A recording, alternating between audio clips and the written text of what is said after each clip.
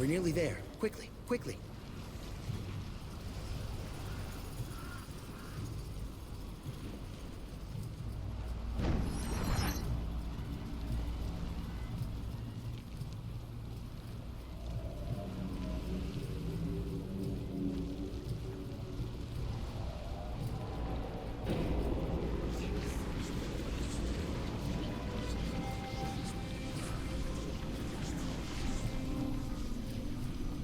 Remarkable.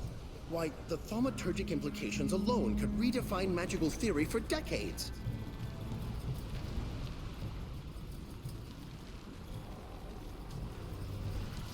So you followed me here.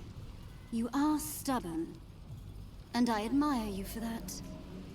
But you should never have come. I have restored the Archons to life. Just as I promised. All this for what? To win a crown? Yes. To take back this kingdom, as is my right. The Archons are not all that has returned. The power of creation still lives in this grove, and anything can be born anew. Even the creator gods themselves. I fear that we are perilously close to witnessing thaumaturgical history, and then dying horribly.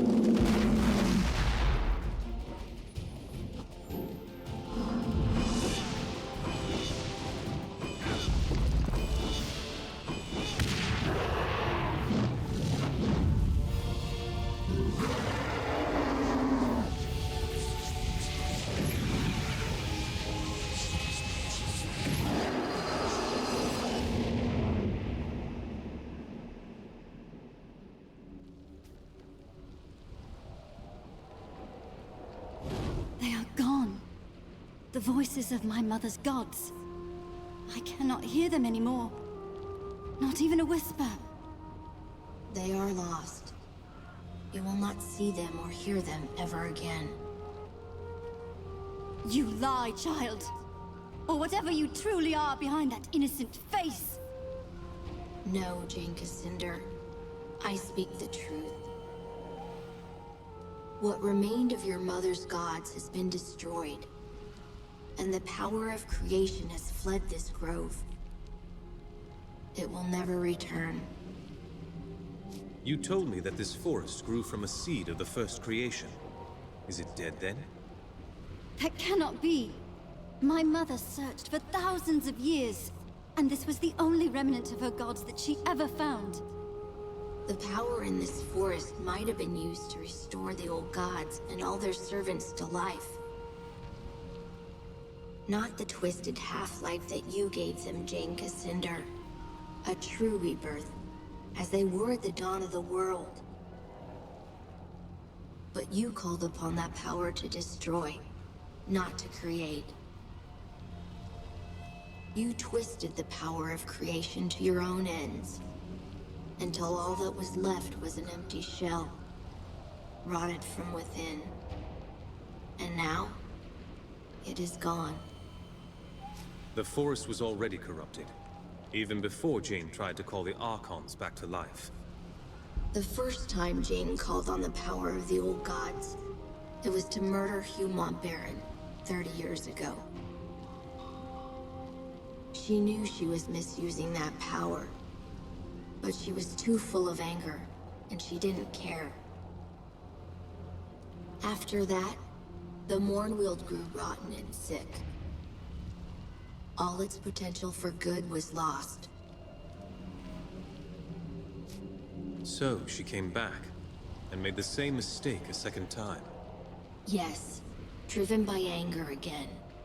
So the Archons that she called back to life were nothing but monsters. It was the same for the Creator God. The creature that you fought was shaped by Jane's fury and guilt. Guilt? Yes, Jane Cassinder. You can hide your remorse from yourself, but you cannot hide it from me. Why did this power respond to Jane and no one else? Jane's mother was first sister. When she died, her fire passed to Jane. The first sister stood at the right hand of her gods. Only pale shadows of their minds persisted in this grove. But they remembered her. That is why Jane saw her gods in visions and dreams, just as her mother did before her. And that is why Jane could unlock the power that was buried here. And the Archons I fought in the forest? The ones that Jane restored to life? Dead, wilted like blossoms, and scattered to the wind. When you slew the reborn god, all Jane's creations were undone. In time, the forest will recover. But it will be ordinary. No longer the Mournweald, with the power of creation at its heart. We have a decision to make. What to do with Jane. What do we gain from killing her? It is a principal tenet of all reputable philosophy that anyone may be rehabilitated. Must we not try? I expect no mercy from the Legion. Do as you like. Before I pass judgment on you, I want to know why you acted as you did. Honestly, and in your own words. Why did I murder your father? That is what you want to hear, is it not? I was young, full of anger. My own father was dead by the Legion's hand. So I raised an army. I swore to avenge him myself, if I had to carve my way through every chapter house in Ebb. If the other Legionnaires had handed over Montbaron, I would never have hunted them down. But they were so stubborn, so loyal to their chief. That was wrong of me. I should not have punished the whole Legion for Montbaron's sin. You're sorry for killing the Legionnaires, but not for killing my father. I take no pride in the pain I caused you. But I am not sorry for the death of Hugh Mont-Baron. No, I would kill him again. He murdered my father, and I don't care what his reasons were. You asked for honesty. There you have it. You've told me why you destroyed the Legion, but why fight a war with the Queen? I will answer your question with one of my own. Do you believe that Rosalind would make a stronger queen than me? My father was a king, my mother a chief among her people and chosen of her gods. I have made mistakes, yes, but I know how to lead. And Rosalind, she has the heart of a lamb. Would you trust the rebuilding of this kingdom to a sheltered little girl?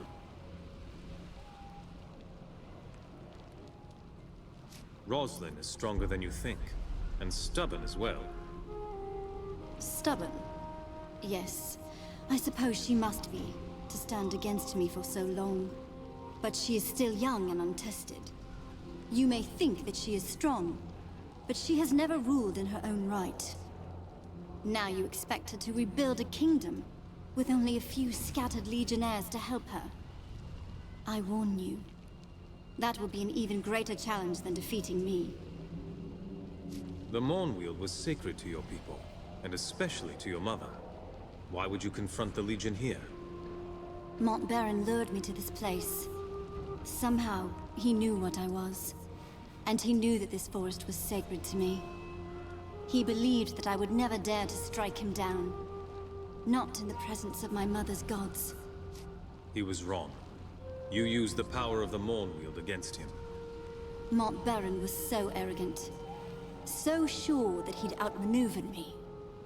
That smug look on his face, with no hint of remorse for what he'd done. That was what doomed him, most of all. I will never understand why the forest allowed him to enter, when so many others were kept out.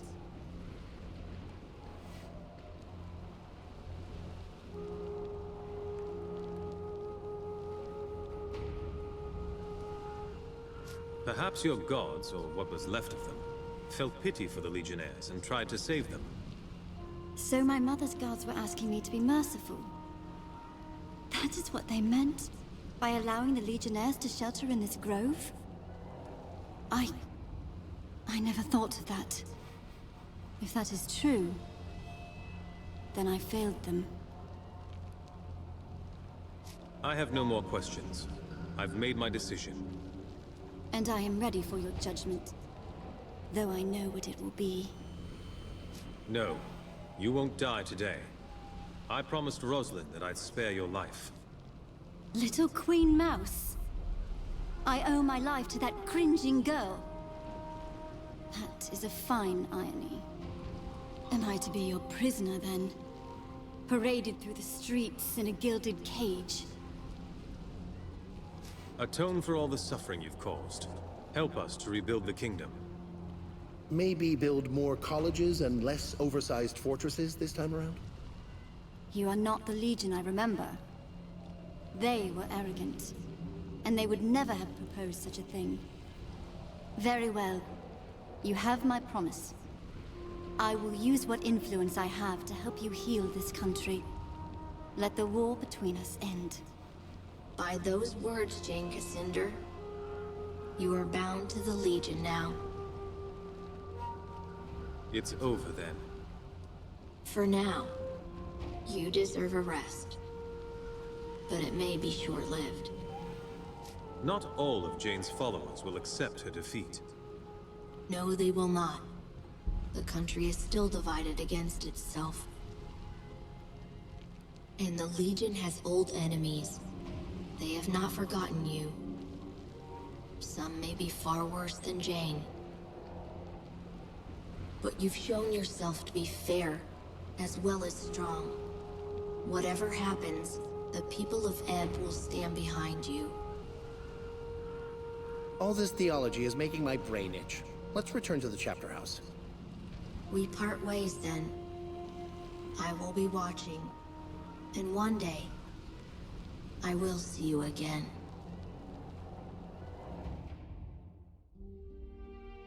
You bid farewell to the Radiant Youth, and he sent you back to our chapter house in Stonebridge, where I awaited your return. In the weeks that followed, news spread of Jane Cassinder's defeat. Her army scattered, giving us time to rest and regroup. Martin Guiscard returned safely from the Spire, along with Meister Wolf and the Automaton army. Only a few weeks later, elections were held in Stonebridge. Meister Wolf, who had been so public in his support of the Legion, almost won the office of mayor. But he was defeated in the end. Many people had wanted the dapper old gent to hang. They resented the fact that the Legion had spared his life, and they blamed poor Wolf.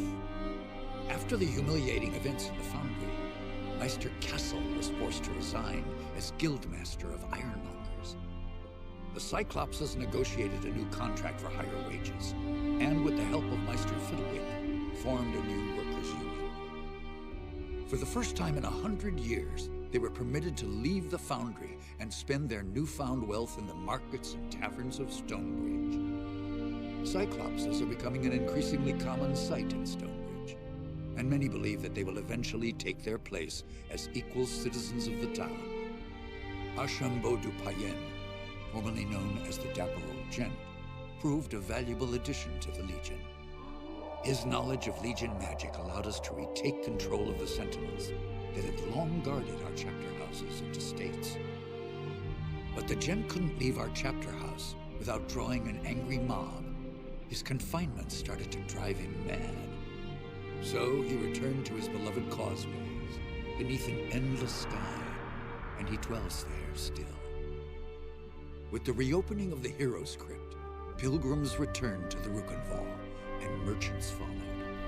The following winter was harsh, just as Lazar Basili feared.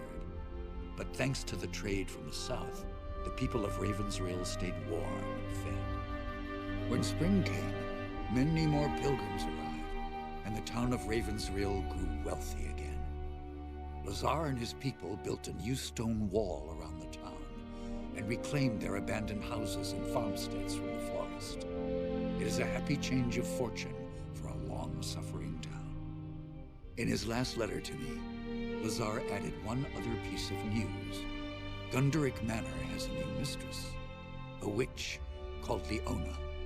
The manor has become a gathering place for scores of Lescanzi witches, many of whom are apparently quite beautiful. Lazar reports that the young men of Ravensrill have also begun frequenting the manor, much to the irritation of their mothers and wives. Since the local men will not hear any talk of banishing the witches, it appears that Leona and her people have found a new home, which was perhaps what she intended from the start. Queen Rosalind abandoned Glitterdelve, embarking on a tour of all the cities and towns of the West, meeting as many of her subjects as she could. The Queen showed all the energy of youth, and I think she fully expects to reunite the country in a matter of months, not years. Reality may not be so kind as Lord Devonsey has tried to make her understand. In truth, the future of this country depends more upon what we decide. If she doesn't have the Legion behind her, the Queen is only a single voice, well-meaning though she might be. As for Devonsey himself, I think the man was impressed by your decision to spare Jane Cassinder, as the Queen had asked. When he last visited Stonebridge, he spent a great deal of time in our chapter house. I believe he might actually be willing to rejoin our ranks, if we choose to accept him. Rajani and her sisters returned to Stonebridge, quietly and carefully disguised. Jane Cassinder's defeat affected them deeply, though not in the way I expected. Their devotion to Jane was replaced by a deep admiration for your companion, Anjali. I think they saw in Anjali a leader they should have followed all along, and they have lately expressed a desire to join our ranks. I maintain my suspicion of any Archon who once followed Jane, but I believe that redemption is not impossible, even for them. Jane Cassander was as good as her word, though I had my doubts at first. She returned to the cities and towns of the East and urged the people to end their war with the Legion and the Crown. Jane's repentance was heartfelt, and many were swayed by her words. But others have not been so compliant. The Church Synod in Bisselburg, who once called Jane a saint, have declared her apostate and threatened her life. Though Jane refuses bodyguards of any kind, Queen Rosalind fears for her life. And if anything befalls her, our gains in the East may yet be lost. As for the Legion, the rest of our story is yet to be told. We have a nation to reforge, a fellowship to rebuild, and old enemies who would see us destroyed. And we have questions to decide. Who will assume true power in Ebb if the nation is restored? And who will take the mantle of Grand Master? But these matters I leave for another chronicle, and another time. Whatever happens, know that you will not face the future alone. The Legion will stand by you, always.